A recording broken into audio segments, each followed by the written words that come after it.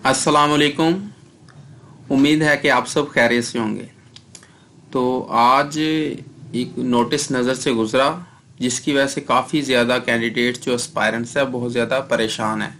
तो मैंने सोचा कि चले इसके ऊपर आपको थोड़ी इन्फॉर्मेशन दे दूँ। तो आज इनकी वेबसाइट पर ये नोटिस ये देखें, 4 डेट है मगर आज ये शो हुआ। इसको कहा जाता है MCQs बेस्ड प्रीलिमिनरी टेस्ट। ठीक हो गया, यानी कि इब्तदाई टेस्ट है MCQs बेस्ड। ये देखिए MCQs बेस्ड प्रीलिमिनरी टेस्ट एक इब्तदाई टेस्ट है आपका CSS के एग्जाम से पहले, आपको जज करने के लिए कि आप इस काबिल हैं कि आप एग्जाम दे सके। सबसे बड़ी वजह ये आई कि इतने ज़्यादा कैंडिडेट्स अप्लाई करते हैं, उनका डाटा कलेक्ट करना, फिर उनको एनालिसिस करना, देन उनको इम्तिहान के लिए उनको जो कंडक्ट करता है वहाँ पर पूरे इंतज़ाम करना। क्योंकि होता ये है कि अक्सर स्टूडेंट्स जस्ट ऐसे का पेपर देते हैं, बल्कि ऐसे में भी कम आते हैं। अगर ऐसे में आते हैं जस्ट वो फर्स्ट पेपर देने के बाद वो अगले दिन आप देख लें तो सीटें आधी भी नहीं रहती। फॉर एग्जाम्पल अगर 30,000 या 40,000, फॉर एग्जाम्पल अगर 40,000 लोग अप्लाई करते हैं तो उसमें से मैक्सिमम 25,000 जाते हैं उधर पेपर देने। जब 25,000 लोग जाते हैं तो जस्ट ऐसे का पेपर देने के बाद पीछे कितने रह जाते हैं? तो पीछे मैक्सिमम जब रह जाते हैं वो 12 से 15,000 इतने रह जाते हैं। तो जो आप अंदाजा लगा लेंगे 12,000 को आप 40,000 में से निकाल दें, ठीक हो, तो कितने आ गए ये 28,000 कैंडिडेट्स अजाफी अपने डॉक्यूमेंट्स भी जमा करवाते हैं और उनका इतना ज़्यादा टाइम भी वेस्ट करते हैं। उनके लिए बाकायदा इंतज़ाम उनको करना पड़ता है, बाकायदा सिक्योरिटी का इंतज़ाम करना पड़ता है। उधर वो जो इन विजिलेंस जो ऑफिसर्स होते हैं, इम्तिहान को निगरान होते हैं, उनका इंतज़ाम करना पड़ता है और इजाफी। तो सबसे ज़रूरी बात जो है उनका टाइम बहुत ज़्यादा वेस्ट होता है फेडरल पब्लिक सर्विस कमीशन का। तो ये तमाम का तमाम प्रोसीजर उनको फाइनल जो मेरिट लिस्ट आती है, जो CSP ऑफिसर जो कि कामयाब होकर इलेक्ट होते हैं, सॉरी जो पॉइंट होते हैं वो तकरीबन उनको कम से कम 2 साल लग जाते हैं। तो इन तमाम चीज़ों के पेश नज़र उन्होंने पहले पिछले साल भी उन्होंने कैबिनेट के पास लेकर गए थे ये रिफॉर्म्स, मगर कैबिनेट ने कोई ना कोई वजूहात की वजह से इसको मंजूर नहीं किया था। मगर अभी उन्होंने उनके मुताबिक थोड़ी मजीद चेंजिंग करके इसको अप्रूव करवा लिया है। तो इस वीडियो में मैं मुकम्मल तरीका बताऊंगा कि CS MCQs किस टाइप का होगा, और ख़ास तौर पर वो कैंडिडेट्स जो कि एज के लिहाज से परेशान है कि हमारी एज क्योंकि समटाइम्स अगर किसी की एज है जनवरी या फरवरी के में है उनकी डेट ऑफ बर्थ, तो 30 साल उनको होते हैं, तो आपको पता है इनका क्राइटेरिया होता है 31 दिसंबर लास्ट डेट होती है इनकी, जहाँ से एज को काउंट करते हैं। तो जिसकी जनवरी या फरवरी में होती है तो उनको ये एज मिल जाता है। अगर किसी की एज होती है 29 साल 11 महीने 10 महीने तो वो अप्लाई कर सकते हैं। मगर कैंडिडेट्स ये देखे परेशान हो रहे हैं कि अगर इम्तिहान 30 मई को होगा, forms and documents from MCQs test qualified, उनसे फॉर्म्स वगैरह उनके डॉक्यूमेंट्स लिए जाएंगे ये मार्च में 2022 में। तो तब तक तो उनकी एज हो जाएगी 30+, तो उनको परेशान होने की जरूरत नहीं है। तो क्योंकि इसकी कट ऑफ डेट है वो 31 दिसंबर 2021, ठीक हो गया। तो सिर्फ इस साल के लिए नहीं, 2023 का जो CSS का एग्जाम होगा उसमें भी कट ऑफ डेट सिर्फ और सिर्फ 31 दिसंबर होगी। वो क्यों होगी? क्योंकि इनके बाकायदा रूल्स होते हैं। ये देखें CSS CE रूल्स 2019, मैं इसका भी आपको रेफरेंस दूंगा, बाकायदा इसके बारे में ये रूल्स आपको दिखाऊंगा कि वो इससे आगे पीछे नहीं कर सकते, क्योंकि इन रूल्स की बाकायदा अमेंडमेंट करवानी पड़ती है। तो चलें आपको इसको लेकर चलते हैं। अच्छा, सबसे पहले उन्होंने कहा कि ये MCQs टेस्ट जो है इब्तदाई ये 2022 से शुरू हो रहा है, क्योंकि अब जो भी इम्तिहान होगा वो 2022 का होगा, ठीक हो गया। तो ये टेस्ट लाजमी करार दे दिया गया है। अगर आपने CSS में अपीयर होना है तो आपने ये MCQs टेस्ट देना है। तो इसमें कोई भी मना नहीं, आप जितनी मर्जी मर्तबा दें ये टेस्ट। अगर आप सीएसएस में अपीयर नहीं भी ना होना चाहते, ये 500 रुपया फीस है इसकी, वो सबमिट करवाएं तो ये हो जाएगी। मैं पूरा तरीकाकार इस वीडियो में बताता हूँ। तो इसमें जिस तरह सीएसएस में 3 चांस होते हैं, इसमें कोई चांस की लिमिट नहीं है। 5 मरतबा 10 मरतबा जितनी मर्जी बार आप चेक करना चाहते हैं अगर कि किस तरह का टेस्ट, वो कर सकते हैं। अच्छा, विल कंप्राइज, इसमें 200 मार्क्स का वो एमसीक्यू पेपर होगा, तो उसमें टाइम भी 200 मिनट्स होगा, यानी कि 3 घंटे और क्या ना कि 20 मिनट इजाफी हो जाएंगे। अच्छा, नेगेटिव मार्किंग नहीं है, सबसे इजाफी जो एज है आपको, इसमें नेगेटिव मार्किंग नहीं है। उसके बाद ये देखो 200 मिनट्स है। Qualifying threshold above overall 33% marks, यानी कि 33% आपने सिक्योर करने मार्क्स, यानी कि 66 टोटल। उसके बाद answer key will be uploaded on FPSC website on the same day after conclusion of test. तो इसको मैं डिस्कस कर। Candidates will be allowed to take carbon copy of MPT will be knowledge based test score of will be valid only for। अच्छा, ये जो आप test देंगे MCQs, अगर आप 2022 के लिए इसको दे रहे हैं तो वो उसी साल के लिए एप्लीकेबल होगे, वो नेक्स्ट अटेम्प्ट के लिए नहीं होगा। हर अटेम्प्ट के लिए आपको ये देना पड़ेगा। अच्छा, cut off date of determination eligibility in terms of age qualification domicile is 31 December 2021। ठीक हो गया, मैंने पहले भी आपको बताया था। एज आपकी काउंट होगी 31 दिसंबर तक, जिस साल में मर्जी। ठीक हो गया। अगले साल जो 2023 का सीएसएस का एग्जाम होगा उसमें होगी 31 दिसंबर 2022। ठीक हो गया। ये चेंज नहीं वो कर सकते क्योंकि ये बाकायदा रूल्स में है, मैं आपको वो भी दिखाता हूँ। चाहे क्वालिफिकेशन, आपकी क्वालिफिकेशन 31 दिसंबर 2021 तक काउंट होगी। ठीक हो गया। अगर आपका रिजल्ट, अगर आपने बैचलर की है किसी भी सब्जेक्ट में या कोई और आपकी डिग्री वगैरह है, तो अगर वो उसका रिजल्ट 31 दिसंबर 2021 तक नहीं आता तो आप अप्लाई नहीं कर सकते। ठीक हो गया। उसके अलावा इसकी फीस होगी 500 रुपये इस टेस्ट की। बाकी वो सीएसएस के एग्जाम की वो अलग दोबारा से आपको अप्लाई करना पड़ेगा जब आप पास हो जाएंगे, तो उसकी फीस होगी 2200 रुपये। तो ये सिलेबस है, इसको हम देखते हैं। सिलेबस अभी शो नहीं हो रहा था, देख लेते हैं। ये देखिए, details will be available shortly. अभी वो उन्होंने शो नहीं इसको किया, वो थोड़ी देर तक आ जाएगा। अच्छा, ये है सिलेबस इनका सिंपल जी। Islamic studies 20 marks, Urdu grammar uses translation 20 number. सबसे मेजर बात मैं आपको बताऊं, 1947 से लेकर आज तक, आज ये पहली मर्तबा इसमें चेंजिंग आई है सीएसएस के एग्जाम में। पहले बहुत मर्तबा उन्होंने कोशिश की मगर वो अप्रूव नहीं हुआ, इस मर्तबा ये अप्रूव हो गया। उसकी मैं वजूहात भी बताऊंगा कि ये क्यों किया गया, क्या ये जरूरी था, अगर जरूरी था तो क्यों था। अच्छा, English basic arithmetic, algebra and geometric, logical problem, mental abilities, everyday science, current affairs, यानी कि जो आप कोई भी सिंपल सा जो एग्जाम जो देते हैं वन पेपर जिस तरह को, वो इसी क्राइटेरिया पर ये पेपर होगा। तो वो एक अलग बात है कि ये मुश्किल होगा या आसान, वो भी हम डिस्कस करेंगे। एलिजिबिलिटी क्या होगी, वही सीएसएस वाली कि आपकी 31 दिसंबर 2021 तक आपकी एज 30 से ऊपर नहीं होनी चाहिए और आपकी बैचलर डिग्री होनी चाहिए कम से कम 2nd डिवीजन के साथ। अच्छा, चलें अभी इसको 2 ईयर एज रिलैक्सेशन किन लोगों को होगी वो भी मैं अभी नेक्स्ट आपके साथ डिस्कस करता हूँ। एडवर्टाइजमेंट आएगी 14 नवंबर 2021, तब इसकी एडवर्टाइजमेंट आएगी सिंपल। उसी दिन और उससे अगले दिन तक आप फीस इसकी जमा करवाएंगे। ठीक हो गया। ये 2 दिन का टाइम होगा, 14 नवंबर से लेकर 15 दिसंबर रात 12 बजे से पहले। Conduct of test and posting of answer key on web. 20 फरवरी को टेस्ट होगा आपका एमसीक्यूज का, वो आपको जो लोकेशन वगैरह आपको बता देंगे, तो उधर आपका टेस्ट होगा। उसी दिन शाम को इनकी वेबसाइट पर वो जो आंसर की है वो उधर शो हो जाएगी।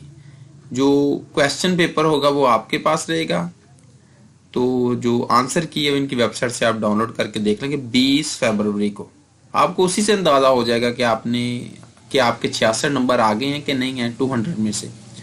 बाकी वो बाकायदा इसका रिजल्ट अनाउंस करेंगे 7 मार्च को। ठीक हो गया। तो जो लोग इसमें क्वालिफाई हो जाएंगे, forms and documents from MCQ test qualifies, तो उन लोगों से भी ऑनलाइन उनका फॉर्म भी फिल करवा लेंगे एप्लीकेशन, तो वो उनको अपने डॉक्यूमेंट्स भी सेंड करेंगे 8 से 25 तारीख के दरमियान तक। तो फिर मेन जो सीएसएस का रिटन टेस्ट होगा वो होगा 30 मई से स्टार्ट होगा। ठीक हो गया, 30 मई या इससे बाद। तो पहले ये 14 फरवरी को होता था, अब ये 30 मई को होगा। तो इसमें काफी मजीद और भी क्वेश्चन मैं भी आपके साथ शेयर करता हूँ। Except MPT there will be no change in main written examination scheme and syllabus of CSS. अच्छा, सिर्फ और सिर्फ ये एक एमसीक्यूज वाले एक एक्स्ट्रा उन्होंने एक चीज इधर पैरामीटर लगा दिया, अदरवाइज बाकी तमाम का तमाम सिलेबस, उसका तरीकाकार तमाम का तमाम वही होगा, उसमें किसी किस्म की चेंजिंग नहीं है। अब मैं थोड़ा सा इसको भी देख लूं, आपके साथ शेयर कर दूं। ये है फेडरल पब्लिक सर्विस कमीशन का जो, ये देखें सीएसएस के रूल जो हैं, कंपेटिटिव एग्जाम्स रूल 2019, ये देखें सीएसएस। ठीक हो गया, अभी हमने इनको डिस्कस करना है। तो इसमें कंपेटिटिव एग्जामिनेशन, ये इसके जो ग्रुप्स हैं वो है, इधर लिखो रिटन क्वाल। तो cut off date for determination of eligibility, ये देखें कि किस डेट तक आपकी एज क्वालिफिकेशन वगैरह count. The cut off date for determining the eligibility of the candidate in terms of age qualification domicile shall be 31st day of December. ये देखें 31 दिसंबर को आपकी एज वगैरह तब तक काउंट होगी, इसलिए कोई भी कैंडिडेट परेशान ना हो। ये इनके बाकायदा रूल्स हैं, ये देखें मैंने आपके साथ ऊपर शेयर किए थे। ये देखिए सीएसएस कंपेटिटिव एग्जाम्स रूल 2019। ठीक हो गया, तो इनको चेंज नहीं कर सकते। तो इसलिए आप जो भी आपने एग्जाम देने, अगर आप 2022 में अपीयर होना चाहते हैं, तो अगर आपकी एज है 31 दिसंबर तक से पहले पहले, अगर आप 30 साल के नहीं हुए, ठीक हो गया, 30 साल से एक दिन भी अगर आप ऊपर हो गए तो आप नहीं हो सकते 31 दिसंबर 2021 में। और इसी तरह नेक्स्ट ईयर में भी ऐसा ही होगा। ऐसा नहीं कि वो मई में जाके टेस्ट लेंगे तो वो नेक्स्ट एडवर्टाइजमेंट लेट आएगी, वो लेट आ सकती है, मगर इनका एक बाकायदा रूल है, वो 2022 की 31 दिसंबर होगी, जो 2023 का सीएसएस का टेस्ट होगा। ये मसला खत्म हो गया। बाकी एज लिमिट आपको पता है 30 साल है। ऐसे कैंडिडेट जो ट्राइबल एरियाज में से हैं, या बलूचिस्तान में हैं, या आज़ाद कश्मीर हो गया, फाटा हो गया, डेरा इस्माइल खान हो गया, उसके अलावा जो लोग के माजूर हैं, ठीक हो गया, तो उन लोगों को 2 साल की रिलैक्सेशन मिलेगी। और उसके अलावा ऐसे कैंडिडेट जो कि लगातार कम से कम 2 साल उन्होंने कंटिन्यूस गवर्नमेंट जॉब की है, तो उनको भी 2 साल की रिलैक्सेशन मिलेगी, यानी कि उन 32 साल से पहले पहले अप्लाई कर सकते हैं। और इसके अलावा कोई स्टेट बैंक हो गया, ये देखिए लिखा हुआ है nationalised bank, state bank of Pakistan हो गया, वापडा होगी, उसके अलावा कोई अदर ऑटोनोमस बॉडीज जो होती हैं, ठीक हो गया, उनको एज रिलैक्सेशन नहीं दी जाएगी। तो डेट ऑफ बर्थ वो आपको मैट्रिकुलेशन के जो सर्टिफिकेट होता है उसी हिसाब से होती है। एजुकेशन क्वालिफिकेशन वो भी 31 दिसंबर से पहले पहले आपकी रिजल्ट अनाउंस होना चाहिए। नेशनैलिटी आपके पाकिस्तानी होनी चाहिए। डोमिसाइल आपके, अच्छा डोमिसाइल का ये होता है कि जिस प्रोविंस का आपका डोमिसाइल है उसी बेस पर आपको कोटा बेस पर मिलेगी जॉब। तो ये होगी चीज, एप्लीकेशन फॉर एडमिशन कंप्लीट। देख लें अगर कोई और चीज है तो। अच्छा, क्वालिफिकेशन मार्क्स आपको पता है कि कंपलसरी सब्जेक्ट में 33% होते हैं, और ऑप्शनल में 40% होते हैं ये कंपलसरी में, और इसके अलावा 33 मार्क्स होते हैं ऑप्शनल सब्जेक्ट में से। ये तो आप सबको पता ही है। इसके अलावा मैं देख लूँ कोई इजाफी चीज़ तो नहीं, ताकि मैं आपके साथ डिस्कस कर लूँ। जनरल प्रोविजंस होगी,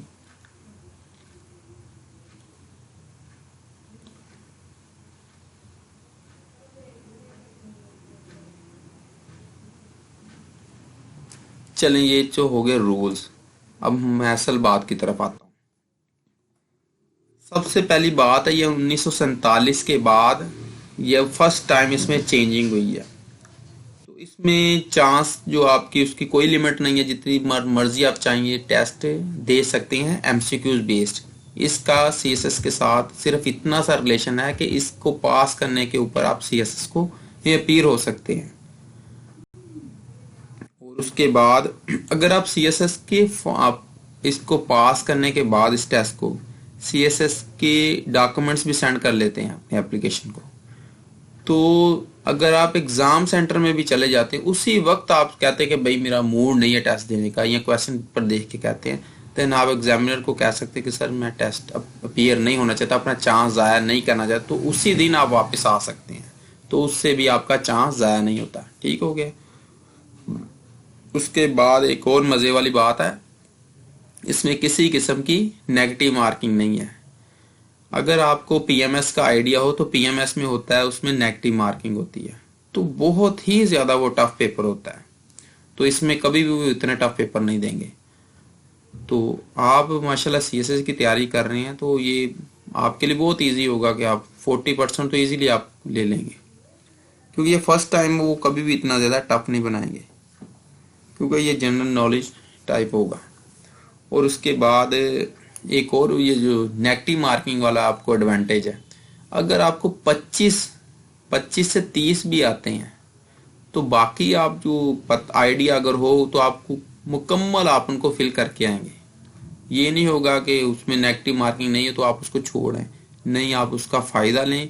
आपको जिस पर थोड़ा भी डाउट हो आंसर को उसको आप फिल करके आएँ, तो इंशाल्लाह अगर आपको 25 आते हैं तो बाकी जो 75 हैं, 75 में से यार 8 भी अगर आपके हो गए तो 33 तो सीधे इधर से ही हो जाएंगे।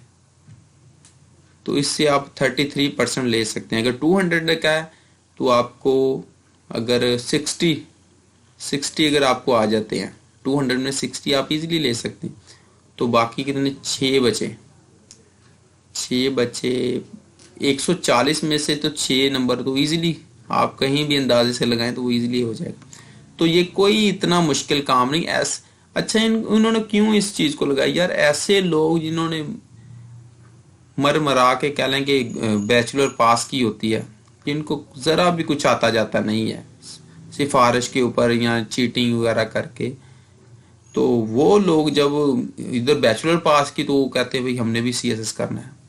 तो वो जनाब पहुंचे होते हैं, एप्लीकेशन फॉर्म उनको दिया, वो उनका इंतजाम करते हैं इतने ज्यादा जो जमे गफीर का, तो उनको तो आता जाता ही नहीं कुछ होता, तो इतना ज्यादा उनका टाइम वेस्ट होता है तमाम मैनेजमेंट को। फेडरल पब्लिक सर्विस कमीशन के पास ऑलरेडी बहुत ज्यादा बर्डन होता है काम का, तो उन्होंने इस चीज को भी कम करने के लिए कुछ, तो कैबिनेट ने उन पर एतराज किया था, इससे जो माइनॉरिटीज हैं, जो ऐसे जो कबाइल एरिया उससे पहले ही हमें कैंडिडेट्स पूरे नहीं मिल रहे, तो इस वजह से मजीद कम हो जाए। तो उन्होंने क्या किया, 5 साल का जो डाटा एनालिसिस करके उनको दिखाइए, देखें कि ऐसा इलाका जहां पर कम से कम 5 से 10 या 15 सीटों की गुंजाइश होती है, वहां से भी कम से कम 600-700% जो है वो कंपल्सरी स्टूडेंट्स को पास कर लेते हैं। इसलिए इससे उसको कोई भी फर्क नहीं पड़ेगा। उसके बाद एक और चीज आई ये जो सीरियस कैंडिडेट्स हैं वो इसमें अपीयर होंगे, तो वो इजीली वो एक अच्छा माहौल होगा, एनवायरनमेंट एक अच्छी एनवायरनमेंट में वो compete करेंगे। मुझे याद है एक मरतबा मैंने पीएमएस का एग्जाम देखा था, पिछली बार की नहीं, वो 3-4 साल पुरानी बात है। तो भाई ऐसे कैंडिडेट्स वो नजर ही नहीं आ रहा जैसे वो किसी कोई नायब कासद या जूनियर क्लर्क टाइप किसी पोस्ट के लिए टेस्ट देने आए थे। इस तरह वो एक दूसरे से नकल मार रहे थे, एक दूसरे चीटिंग कर रहे थे एमसीक्यूज के पेपर में। तो इस तरह के लोग जो आते हैं तो वो कह लें कि वहाँ के एनवायरनमेंट को भी खराब करते हैं।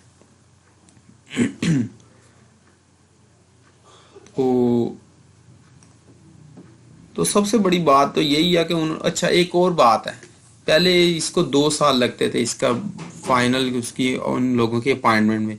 मगर अभी उन्होंने कहा कि इस तरीका कार से वो इंशाल्लाह कोशिश करेंगे 12 माह यानी कि 1 साल के अंदर अंदर इनको फाइनल इनका इंटरव्यू वगैरह भी करके फाइनल इनको अपॉइंट कर देंगे। तो इसके बाद उन्होंने एक थोड़ा सा एज उन लोगों को दिया जो को उर्दू स्पीकिंग, उनको 20 नंबर उर्दू को भी ऐड कर दिया जनरल नॉलेज में। ये देखेंगे उर्दू ग्रामर यूजर ट्रांसलेट। तो इसलिए कह सकते हैं कि थोड़ा बहुत उर्दू वालों को भी उन्होंने एज देने की कोशिश की है। तो बातें तो हो रही हैं, जिस तरह हमारे अभी प्राइम मिनिस्टर साहब इसके ऊपर डिस्कस कर रहे हैं कि उर्दू को मजीद वुसअत दी जाए।